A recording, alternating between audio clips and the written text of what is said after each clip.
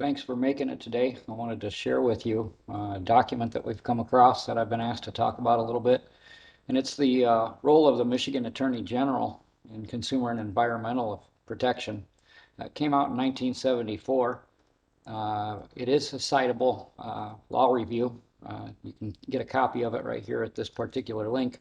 What I have here is just a few quick highlights and notes as you go through taking a look at this particular document.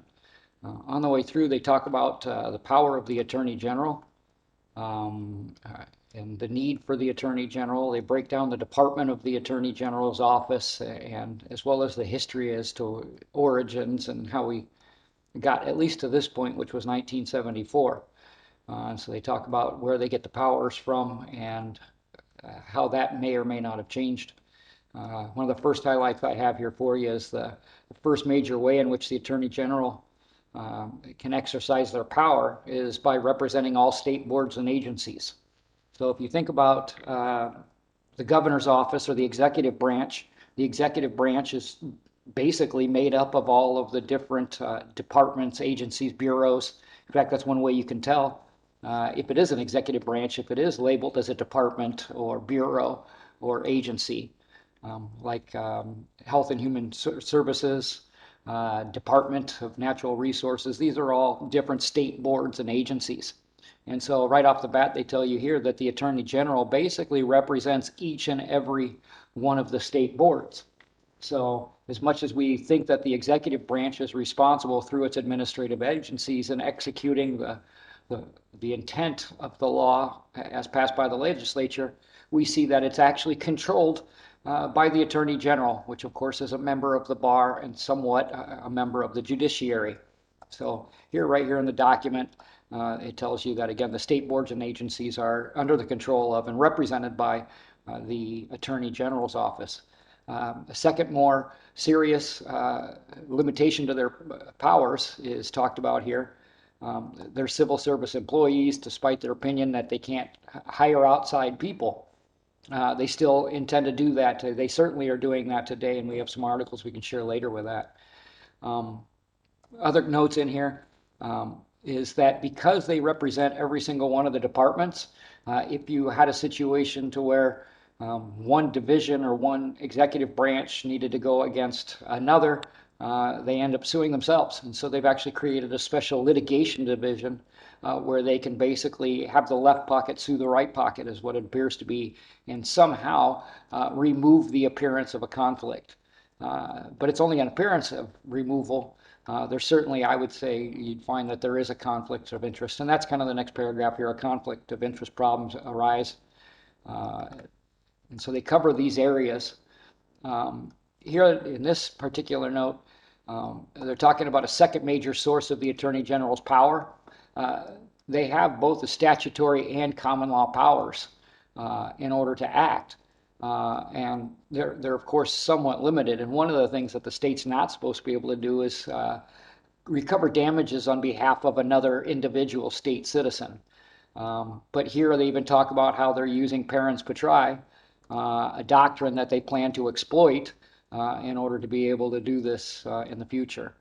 Some of us recognize that, meaning the state is father, but this is also kind of the fundamental underlying implementation being done in family court, and we can see that here, under which the Attorney General retains the power to act for the protection of lunatics, which is those people that are incompetent, and infants, and others who are unable to protect themselves. So our family court division is basically discussed here, or what is now the family court system. They talk about it here in that they don't have the power to do it, but they're going to go ahead and try to find a way to make it happen, and it's by to overcome the limitation using this particular doctrine.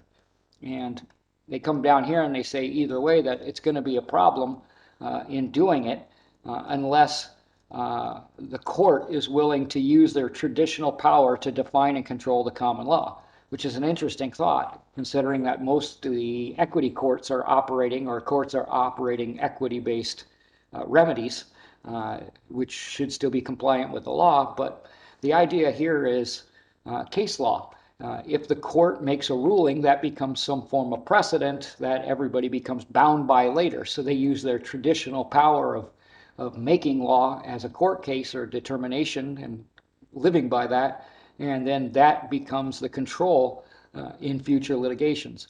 I think we most recently saw that when we were looking at the Roe versus Wade. There's a lot of kickback, if you will, when the opinion was released early, and that was because it was pointed out that this was junk case law, that they created opinions and ideas out of thin air without legal precedents, and they created history to the way they wanted it, and then ruled that Roe versus Wade should be standing. And it's been, what, 60 years or whatever number of years it is that they forced everybody to live under Roe versus Wade. And this was done because a court basically controlled the common law by creating court cases. At least that's the way this comes across to me here. So when it comes to parens patriae, they're basically, back in 1974, they pointed out that they basically need the courts to begin creating case law that will allow them to operate the way that the Attorney General and ultimately the bar wants to operate. So that's covered in here. Attorney General is authorized and empowered to intervene in any action wherever the state thinks it's possible or necessary. So there isn't a court case out there that is brought by an administrative agency or the state that ultimately isn't subject to the intervention or the inclusion or heck, if the Attorney General says to exclude and quit prosecuting, then there isn't any case out there that isn't subject to that interference. And here it tells you right here, like we were just discussing, the Michigan courts have already broadly construed the power to give the Attorney General a large measure of control over a case once they've intervened. So they get to intervene on behalf of every state agency, yet they've got total discretion to go ahead and intervene once they've got involved. Once they pick a case they want to try to bring about the weight of the bar against the people or the agencies. There's more down here. The effectiveness of the Attorney General's use of their power depends on the court's willingness to, again, grant injunctions. So the Attorney General is, when you read through this, really responsible for the businesses that are created by the state. They have the ability to get granted, get injunctions against them to stop behavior like polluting or deceptive practices and things of that nature. Here's a court case where they talk about it right underneath.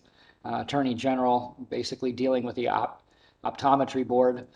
If you look through this, you'll notice that every single action that's happened in here is pretty much based on businesses, professional corporations, those under license like an optometrist, a doctor, or major corporations that might be dealing with public waterways or the general environment as a whole. So it's hard to find anything in here where the Attorney General actually gets down to the personal level of a man or a woman and begins to express or push their control and their abilities of the department on the common man or woman. As we get down further, the effectiveness of the Attorney General's program will depend to a substantial degree upon the cooperation of the courts. So it's like the whole letter here is being written by the bar out to the Attorney General about the role of the Attorney General, but they're also telling everybody who participates in the bar, be it the courts themselves, the attorneys that are working with or against the Attorney General, or even the Attorney General, what it's going to take in order to get their policies and procedures implemented. And here you can see they use terminology like other weapons that the Attorney General can use. Now, of course, it does say to protect consumers, but as consumers, we become the target of this because somehow we're no longer consumers, we become the businesses. So the other weapons are from the acts of corporations. And so again, that violate their charters by misuse or abuse of their corporate powers. Again, this points and shows that the power of the Attorney General is against corporations and things that have charters that might be misusing that. And it says they have statutory powers, common law powers, and one of those is the quo warranto power. So they talk about that a bit in here. So again, I recommend you get through here and get a chance to read it. Two respects. First, they may be used only against corporate consumer fraud or pollution. Second, they're limited by the marked reluctance of the courts to allow their full exercise. So it's almost like this law review is trying to massage the courts into giving the bar players and members, known as either the Attorney General or any defense counsel or any other lawyer, instruction so that the courts would know that this is the plans and the policies that the bar wants to implement and bring about. So, so first of all, they only get to go at corporate problems. So you could take out consumer fraud or pollution and just look at it as corporate. The second is that they're limited by the fact that the courts had not allowed them to attack the people at this point in time.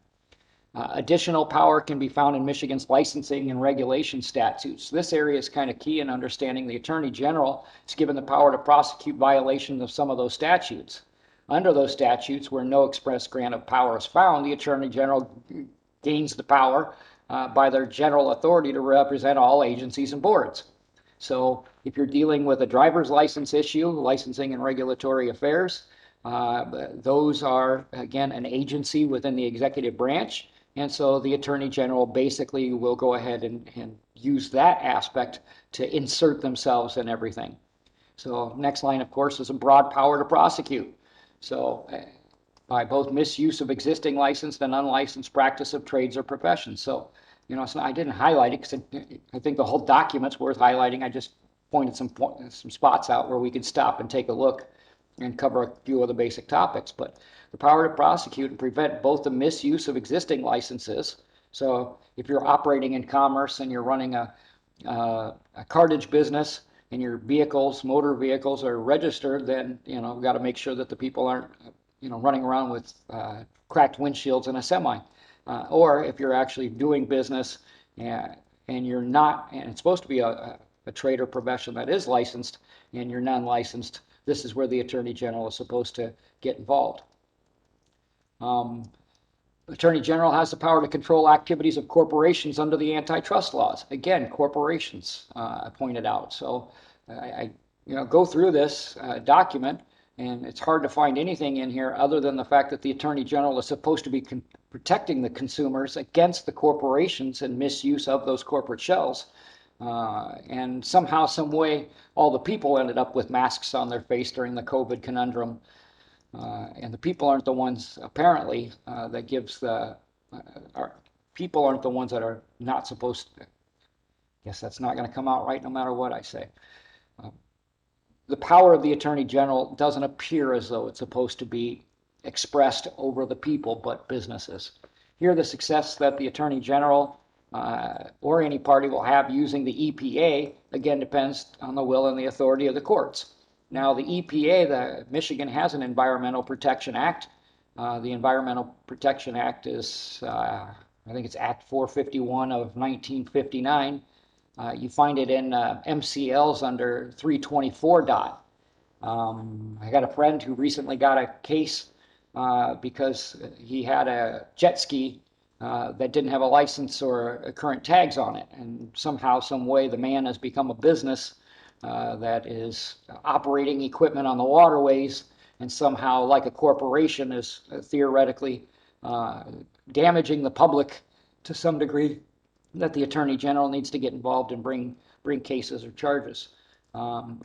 Personally, I have a case going on right now, which was under 324 under the Environmental Protection Act for taking an aquatic species without a license, even though I didn't have a fish. So a lot of the things that are happening to the people are actually being done by the Attorney Generals, by that office, because, again, the DNR is represented by the Attorney General. And so it's them enforcing the Environmental Protection Act, which, again, should be against corporations, but somehow all the people have been merchandised into corporations so they can be controlled as well. And we'll see the mechanism for control, I think, in this document as well, if you take a look through it. Now, it even tells you the EPA doesn't give a right, it does give them a weapon in efforts to persuade the courts to cooperate. So think about that concept. Here we've got an Attorney General, which is basically a licensed bar member, given weapons in order to manipulate the courts. And throughout the beginning of the document, we've seen that it's because the courts won't cooperate or the courts don't cooperate, or if we can find a court that has the willingness to control the common law. So here the EPA itself, the very rule that they're holding against men for not registering their personal watercraft, craft is a strange word to use, water vessels, or for even trying to pursue life by obtaining a fish. Somehow this is a weapon that is given to the Attorney General in order to move the courts into giving them those judgments that allow them to count them as precedent. Here again, it points out as the legal representative of both commissions. So that goes from a water commission to an air commission. And the Attorney General would represent both of them. So they also have the ability, as you can see here, to represent federal interests. So they have the duty to enforce the state and federal standards and permit systems. So, you know, it's kind of strange when your state attorney general is actually tasked and responsible for carrying forward federal standards. Again, I guess they get rid of that conflict of interest by having special divisions and different departments within the agency that allows them to sue each other and sue themselves, left pocket, right pocket, if you will, while billing it to us, the people. And somehow that eliminates the appearance of improper standing or parties and litigants. So here we get down here, the another EPA-based or DNR type thing is the Michigan Lakes and Streams Enforcement of the Act is delegated to the DNR, which is represented by the Attorney General's office. So there isn't an agency that isn't in the executive branch that isn't basically represented at the first and foremost by the Attorney General. And if they wanted to sue or if they got sued, it's still the Attorney General that steps in. So I guess I would be curious how anybody could answer separation of powers between the executive branch and the administrative agents and their administrative agencies and the judiciary, when ultimately the Attorney General, who's a member of the bar, which provides the judiciary services to the state, you know, how is there a separation of powers when in effect the governor's office or their departments known as executive agencies, when they're all controlled basically by the Attorney General, those that would litigate and the lawyers, if you will. So continuing to look down further, again, all of this is worth looking into. They go through the Consumer Protection Division again, and they talk about how its powers are used in order to protect the people by going after the businesses in consumer fraud areas and things of that nature, fair advertising practices. They talk about the areas where it doesn't have very much strength to carry out its functions and wills. And so one of the methods that it uses is securing a voluntary assurance of discontinuance. So imagine if you were a restaurant owner like Marlena, and they wanted to get you to agree to stop opening your doors. The CPD is the one that can force the respondent to agree. Now, I don't know for you or for anybody, what good, or anybody, if anybody could answer this, this would be great. What good is your agreement if you've been forced into it? Where's the contract that's given freely? Where is, can you have a contract if somebody forces you into it? But here it even tells you that they're securing a voluntary assurance of discontinuing. So they're going to get you to voluntarily agree to stop doing something. And these are the ones that can force that into an agreement. So how is it voluntary when there's force involved? And how is there an agreement when there's force involved? So this is just one of the powers that they use within the CPD. And since the Attorney General has no statutory power to sue for restitution on behalf of the public, this is one of the problems that they have down there and why they start to look at doing other things besides using the CPD in order to bring about the policies that the bar has been working amongst the people and the state for as long as it's been there. So the other power they have is a quo warranto power, meaning by what authority? So consequently, the CPD uses threats of this quo warranto actions to secure voluntary consent judgments. So again, the CPD, which is an office in the Attorney General, a department or a division within the Attorney General, they use threats to secure voluntary consent judgments. So, it's a judgment. So I don't know how that's a contract, but they're doing it with threats of action in order to get some kind of voluntary agreement out of you. So it's kind of like if I point a gun at your head, how about you agree then that you voluntarily are ceasing your actions? And it's that you agreed voluntarily, not because the gun was pointed at your head. So this is the way, and the attacks and the mechanisms and methods that they wrote in their own law review and passed that out for everybody to begin working on as a membership, a club, the bar. As we go through some more of the CPD stuff, they get into the Special Litigation Division, which typically handled just Public Service Commission stuff, but now, and represented them in lawsuits. But I've actually seen the Special Litigation Division come down to Battle Creek in order to cite somebody for not having their dog vaccinated. And so the Special Litigation Division seems to be the asterisk division within there that allows the word special to be applied to just about everything. And here again, the SLD is now also represents the state's interest in proceedings before the Federal Power Commission and the Federal Energy Office. So they represent our state or our state entities in any proceeding in front of the Federal Power Commission and the Federal Energy Office, yet at the same time, the Attorney General is carrying forward the rules, regulations, and plans of that very office, being both federal and state enforcement agencies. So here the licensing and regulation division, they get into this, and this is the LARA division where all your businesses are created, like restaurants, but it's also kind of the area that your driver's license, where your any other type of license comes out of this division, including professional corporations and professional licenses. So the licensing board staff in proceedings for discipline under licensing for revocation of existing licenses and prevention of unlicensed practice of trade or profession. You notice in here it's unlicensed practice of a trade or profession. So how many of you are actually operating motor vehicles as a trade or profession? Which again would be what the licensing and regulatory affairs division is supposed to be responsible for. And they cover in here the different businesses that they're handling, but how we became somewhat subject to all of this is probably what's transpired in the 50 years that's happened up to today. Some of the complaints that they are abusing their licenses or operating their business without a license. So you can see it's all about businesses either being abused or not having one. So when you're going down the road in a car, how are you, operating your business without a license? What business do you have on the road? Is that a trick question? It must be, because the assumption is that everything business seems to have a license out of the Licensing and Regulatory Affairs Office. Here's some more on it. The licensing agency, therefore, LRD has the power to compel the attendance of a witness at a proceeding. Most of your traffic court, I believe, is because you have this license and they're investigating whether or not to remove your license or whether you still qualify for your license.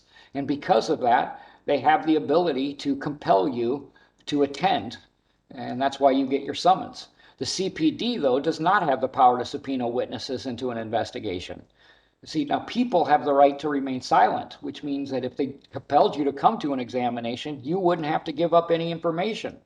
And so knowing that they can't get a word out of you because of that right, they've turned us, I think, into a licensed entity. And then because of that license, you are expected to appear when summoned.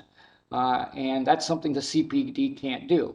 And then on top of it, the power to revoke a businessman's license is easier to exercise than the power to bring a quo warranto or a public nuisance action. So they tell you right here, what we've been experiencing over the last 50 years is they recognize that it was much easier to mess with your license, restrict your license, revoke your license, deny your license.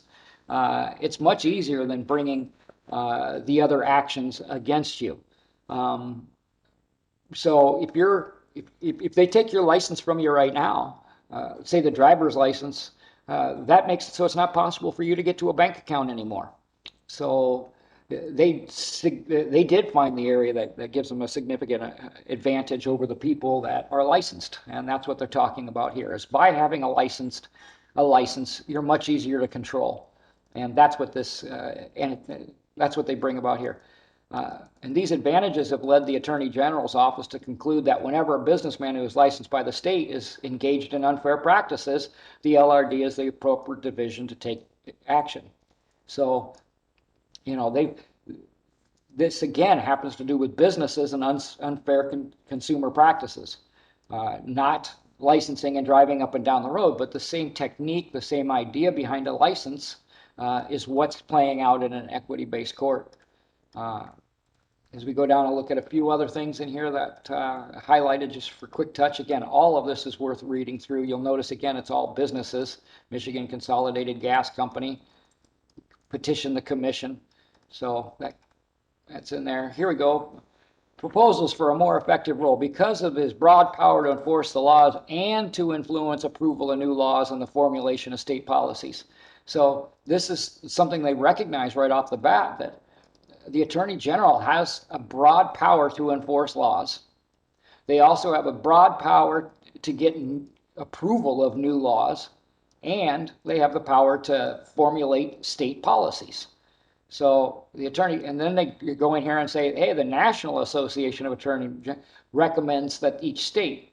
So you can tell that they're working together, the bar as an American Bar Association down to your state bar association, to use a NAG questionnaire around the centralizing issue. So, you know, even that we're dealing with a state level here, they're still responding to federal bar requirements, responsibilities, and ideas.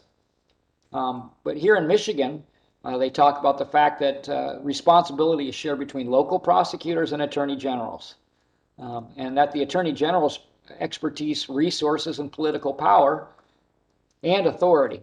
So right here, they acknowledge right here in writing, and it should be recognized, that the Attorney General is considered to have expertise. They have resources, but throughout this document, they point out they're insufficient for them to carry forward their agenda.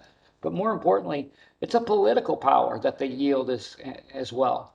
And so they're running for office right now, and the political power of the Attorney General should be contemplated when considering electing an Attorney General. What is their political mode of operandi? What is their intentions on behalf of the state as a political body? How is it that they want to encourage change and here again attack the state or the state's problems through that office? So they get into a centralized system. This is back in '74. We, of course, are now totally centralized through computer networks and so on and so forth.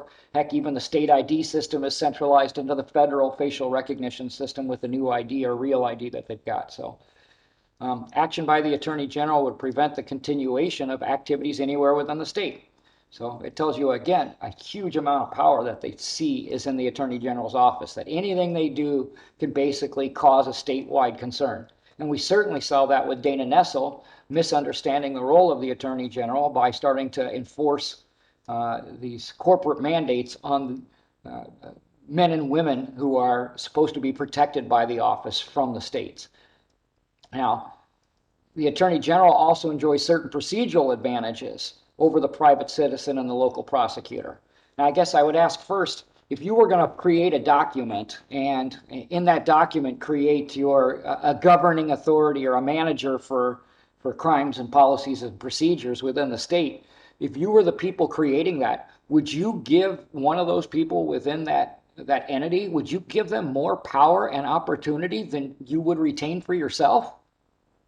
That doesn't make any sense to me. So how does the Attorney General have advantages over what the common man has or woman or the local prosecutor?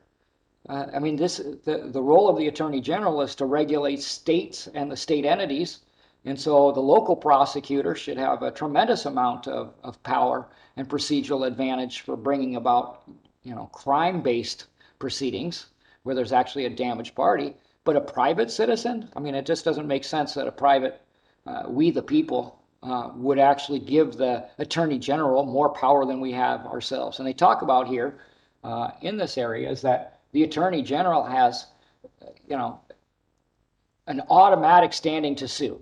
It's never questioned whether or not the Attorney General has a power to sue, where the private man and woman has to actually announce and prove to the court that they have standing to bring their suit. Here, second, the Attorney General can use special venue statutes. Wow, isn't that nice? Which allow them to force the defendant to litigate at the state capitol in order to persuade the violator to agree to a consent judgment or voluntary assurance. So here again, they're telling you the Attorney General can use special statutes forcing somebody to the state capitol. And again, it is the word forcing them to the state capitol to persuade them to agree. So they're going to use force to persuade you into agreeing to what they call a consent judgment or voluntary assurance. Well, again, what voluntary assurance or consent do you give freely that's valid when it's actually under force? So they wrote it right in here. They're going to use special statutes that they create. And again, that's backed by influencing public policy, as they talk about in here, which allows that Attorney General the power to make somebody come to a whole different jurisdiction in order to force them into what they call an agreement that they supposedly consent or volunteer to. Now, this is also relevant with Marlena, who has the bistro there. She's been forced to a whole different jurisdiction in the state capitol in order for them to, again, force her into these agreements that she would run her business into the ground at the discretion of the Attorney General. And of course, when she didn't follow the business plan of the Attorney General turned around and came after Marlena herself. So again, this extraneous power that they're not supposed to have, allowing them to do things that the common man and woman can't, including dragging them to a whole foreign jurisdiction where they can force them into agreements. It doesn't seem proper. But again, this was something they laid out in 1974, and now we're 50 years later, just about, and we can see that this is what they've been working on doing over the last 50 years by the fact that that's what's being done today. Here it says the Attorney General can ameliorate the problem by deferring initially to the initiative of the local prosecutors and then reviewing the reports from the prosecutors in order to select which case they can participate. So the Attorney General is basically looking into every case that the local prosecutors have and then deciding which ones they're going to stick their nose into. And once they stick their nose into it, they have all that broad discretion to do what they want. So your local prosecutors are basically reporting to and being accountable to the Attorney General. As we get down here, problems that they should focus on, one or the powers they have that they can use to make these changes, bring about the bar's agenda. First one is litigation. They can sue whoever they want, and that'll help bring about the bar's plan. Influencing state policy. State policy is what carried out by the administrative agencies. And so they can tell the state agencies what the policies and the words and the rules are through opinions.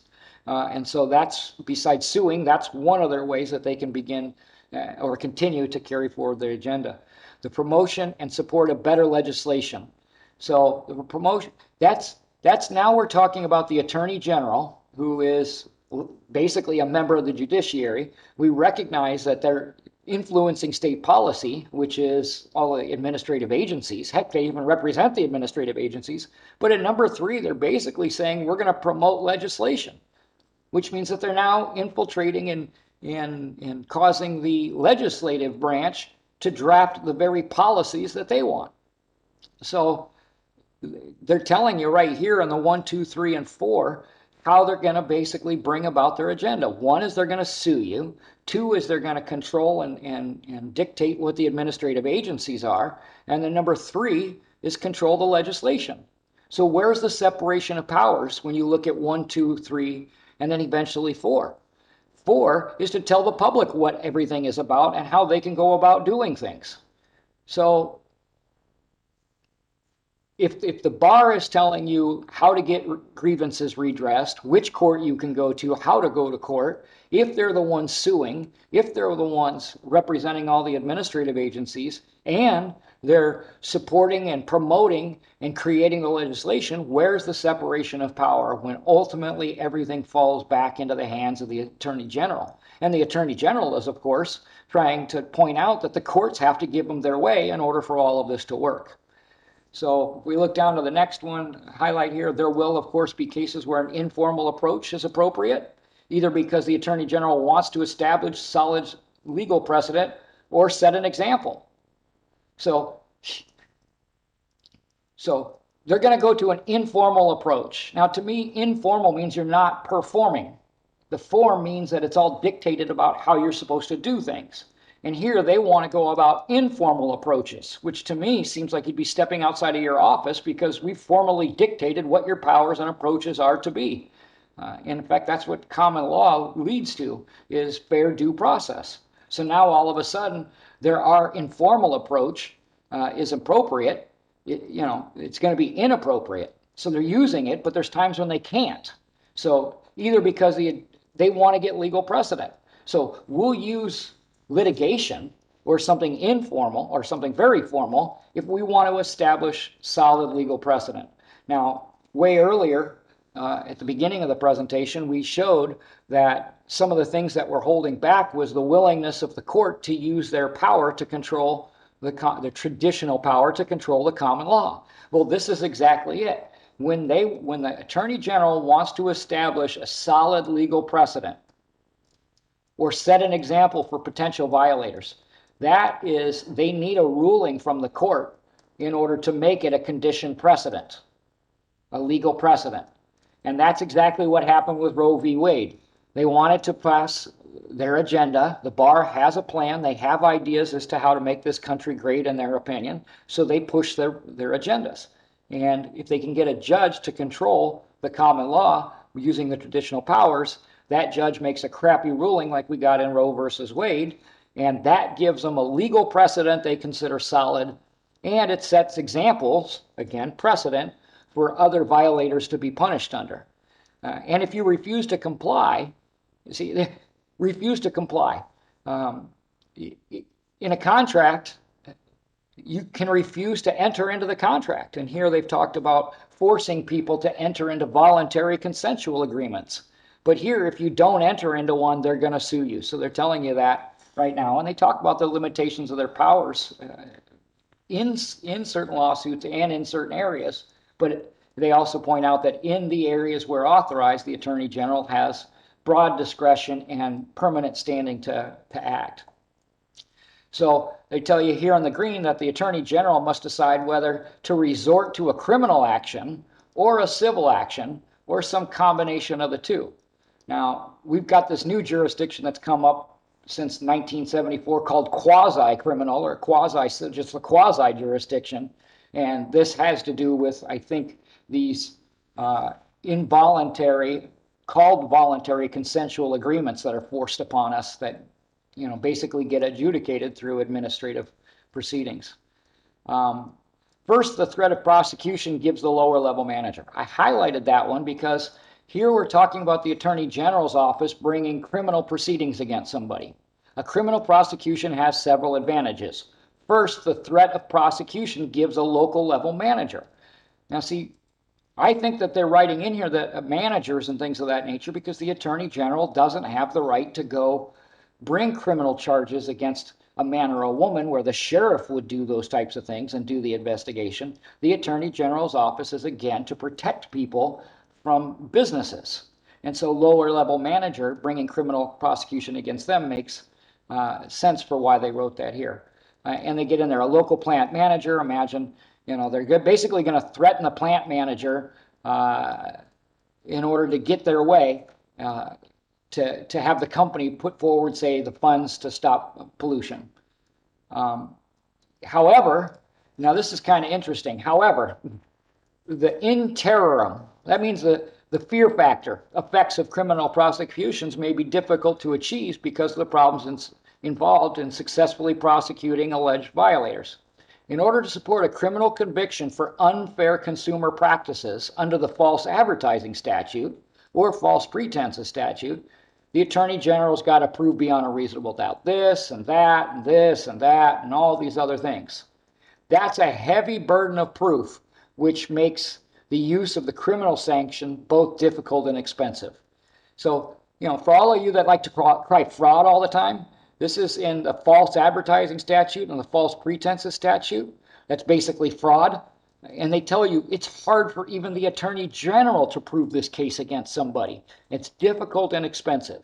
So instead, they've noticed that civil remedies have several advantages over criminal remedies. Procedurally, they're easier to obtain. They win more often when they come after you civilly instead of criminally.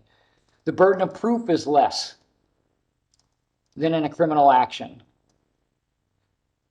since they don't have to prove things beyond a reasonable doubt. The pleadings in civil actions are usually simpler, and the scope of discovery is usually broader than in a criminal case. So they're telling you right off the bat, this criminal stuff against businesses is just too difficult. Yeah, criminal, you can even take the business aspect out. Criminal is too difficult. But in a civil action, the Attorney General can obtain a default judgment if the defendant fails to appear, whereas they cannot try the defendant in absentia on a criminal charge. So think about all these cases where when you don't appear in court, all of a sudden you've already been adjudicated as losing or somehow given tacit procuration or somehow agreed that you have no defense. So on a criminal charge, they can't have a case without you present, where on a civil case, they're capable to do that. And that's something that encourages the Attorney General to use this civil thing. Finally, the Attorney General is allowed to appeal from an adverse civil decision. So they're going to come at you in the one that if they lose, they can come back and try it again and still get you. But, on a criminal charge, if you're acquitted, they can't come back after you because of the laws of double jeopardy. So I'd say that this whole section right here is where the Attorney General is talking about how to basically go around our safeguards to keep us protected from the Attorney General and find a way that they can keep attacking you and keep attacking you and keep attacking you. So problems inherent in the use of a criminal approach should not totally preclude its use. Attorney General should use a combination. But because of the procedural advantages and possibility of restitution, the civil suit should be favored. So they're telling them right off the bat, we need to do everything civilly. And so apparently the DNR tickets and all these different things, it's hard to tell whether it's criminal or it's civil or it's this new quasi combo that they like to operate in. But these, again, are what the bar wanted to do, not what the people intended to have the bar doing from them. Criminal action should be brought only to the extent necessary to support and maintain a fear factor effect, the interim effect. So the only reason they're bringing criminal charges is if they can terrorize people. So, being a former Marine, as most Marines, or all Marines, took an oath to pledge against all enemies, foreign and domestic, what happens when you start reading about the bar is basically terrorizing the people through threats of lawsuits in order to compel agreements out of them? The Attorney General gets to decide whether to go to court at all. That's some more of the broad discretionary powers. A sheriff can go ahead and investigate and get all the evidence of a crime, but it's up to the prosecutors to decide whether to charge or not. So back to the separation of powers, everything seems to fall into the Attorney General's office, which is basically a member of the bar. The bar, of course, infiltrating the legislative branch and the executive branch through the Attorney General's office. And obviously the judiciary is where they all live. So beyond these minimal limitations, which only provide for a few affirmative action undertaken by and provide no method of their decision to take their action, their discretion is unlimited. So they got minimal limitations, yet their discretion is unlimited. They have no real supervision. And the Attorney General's office, beyond political pressure, the decision not to act is not reviewable. So Michigan has an election coming up right now, and the political pressure, the decision not to act, is not reviewable. Political pressure is the only thing that causes the Attorney General to act appropriately. So the people have to really focus on the Attorney General's role, because this is the position that's impacting the people the most. And it's only political pressure is the only thing that really can control the Attorney General's office. So it is a political office. It's got political power. It's got broad discretion, and misused or abused, there is no way to review their acts or hold them accountable. So political pressure is, admittedly by the bar, the only thing that limits the Attorney General's actions. The Attorney General should give no weight to personal or political advantages, but it's inevitable that such considerations will be a factor. So here they sit there and tell you in the prior one that political pressure is the only thing, that it's a political office, and that they're not supposed to be political when it comes down to a case, but they admit it's inevitable. It's inevitable that such considerations are going to be a factor. So, you know, for all the legislation, lawsuits, litigation that's going on right now, how can you not believe that it's a factor, especially when Dana Nessel, the current Attorney General, decides to bring charges under one of her divisions against Matt DePerno, who's running against her? How can that not be a political consideration for a political office wielding, unlimited power, basically? So here we get into some of the things that other agendas, whether by securing more funds from the legislature. So there you go. That we just got done reading a few pages ago how they are trying to control the legislature and influence the legislature, and now they're even telling you what they're actually doing in controlling it is they're getting more money, or they want to convince the agencies to establish compliance programs. And again, since they represent the agencies, they can just choose not to represent them, choose not to take their things to court, and control those systems as well. So convincing the agencies really is to force the agencies to establish the programs the bar wants, and the Attorney General must ensure that the effective system is established. So get money from the legislature, make the executive agencies do what we want, and the Attorney General has to get this done. That's what that says right there. The second method used by the Attorney General should be the exercise of influence on the formulation of state policy. The recognition that the Attorney General is more than just the governor's attorney, so even the governor's blocked by the Attorney General, it suggests that he should have and does have a role to play in state policy formulation. So, when the Attorney General is making the policies, then what do you need a legislative branch for? When the legislative branch is being influenced and manipulated by the Attorney General, what value is what they produce? What value are their laws? And when it all goes back to the bar who's writing this and encouraging the Attorney General to convince the legislature and the agencies, again, how do you find a separation of powers? How do you find these organizations and this, BAR something beneficial for the people or the state any longer? So we move down to the next. Moreover, the agency will probably follow the opinion simply because it is the agency's only legal source of legal advice.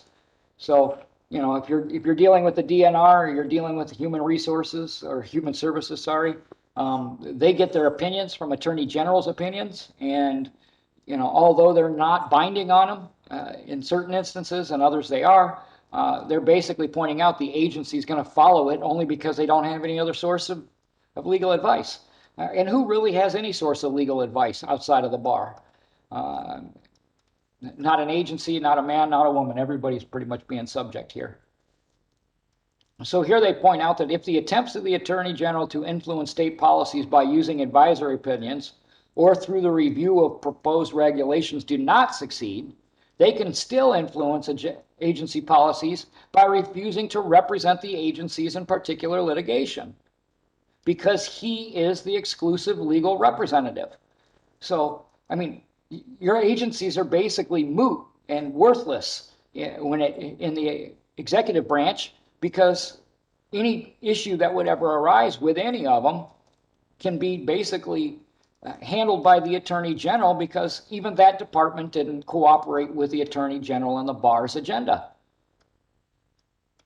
So, of course, there's some support for this principle at the federal level. The American Bar Association Code of Professional Responsibility provides that an attorney may exercise his professional judgment to waive or failure to assert a right or position of his client.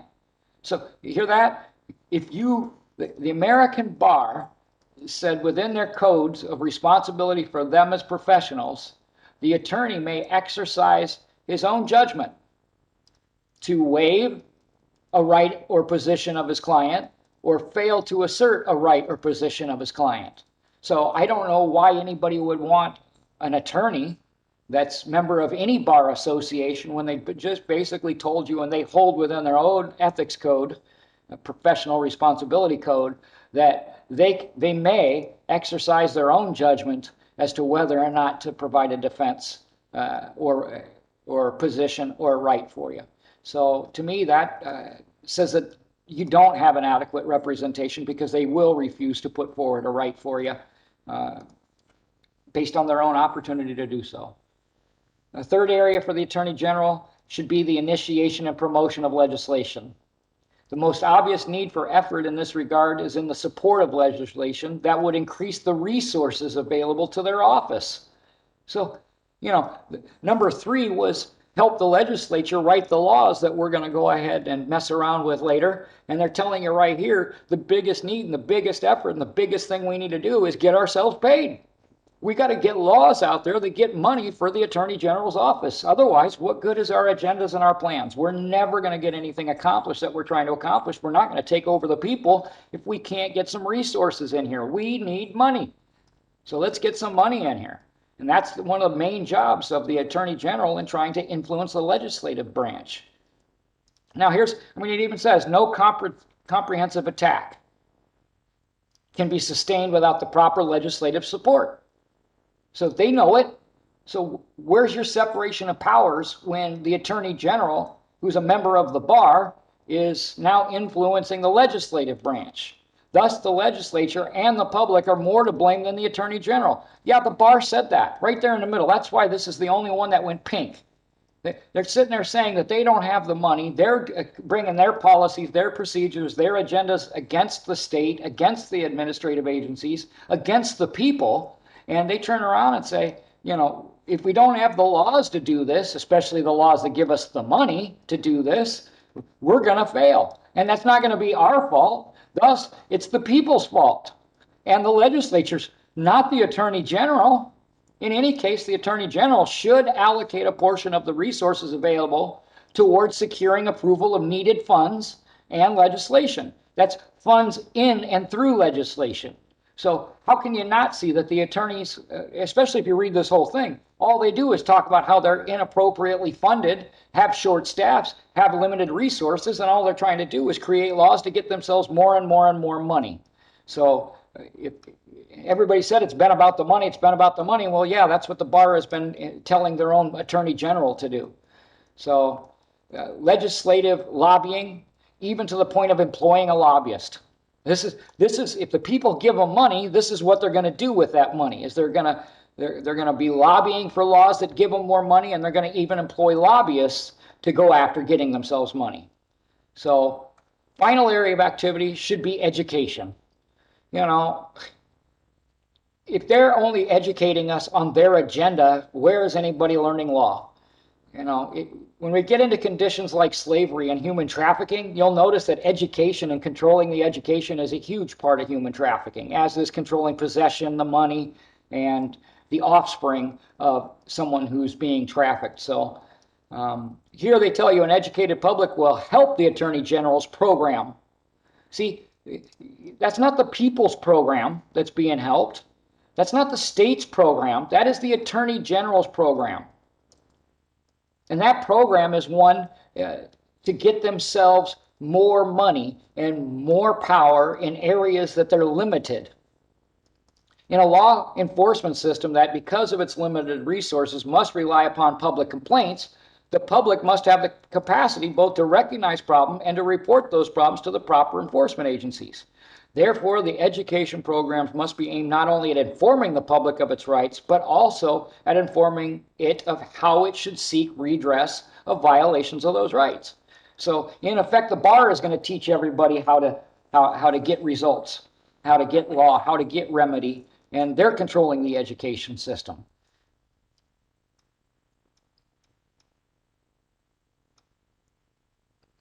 The Attorney General's office should, to the greater extent possible, given its limited resources, shift from its present reliance on citizen complaints and agency referrals to a program involving affirmative action by the Attorney General.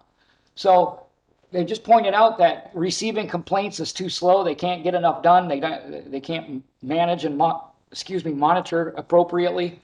And waiting for an administrative agency to go ask the Attorney General to step in, again, too much time, too much effort, and it slows their programs to roll out their agendas. And so they want to get something where they can be more affirmative in action through the Attorney General. So they get into next basically a centralized repository, a computer system that's all linked together, allowing the Attorney General to interact with the local prosecutors, be able to look at every single case and decide which ones to go into. Of course, this was written in 1974 when computer networking was just kind of beginning. And now in 2022, that computer system is a distributed architecture that's interlinked every township, every prosecutor's office, right back to the Attorney General's office, and so on and so forth, all the way up to the federal level, where again your licensing and regulations for your driving are tied in and synced with the federal recognition database. So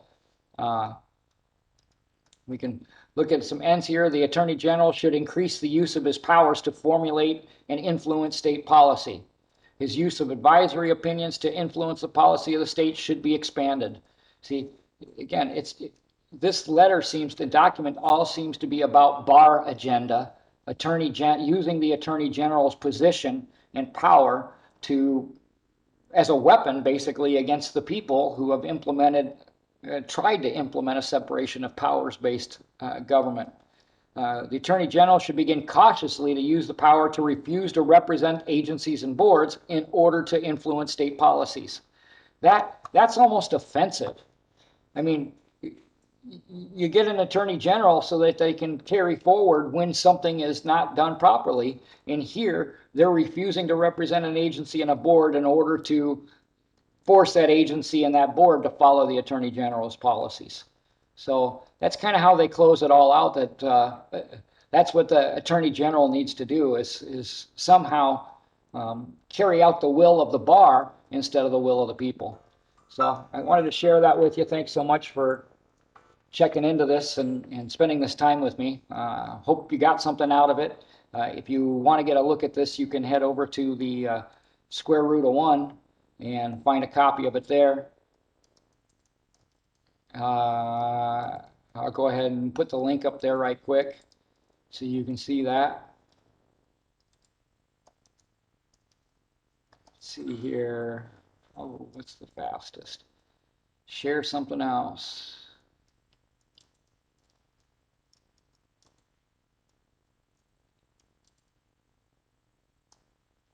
Let's see, which would be that one.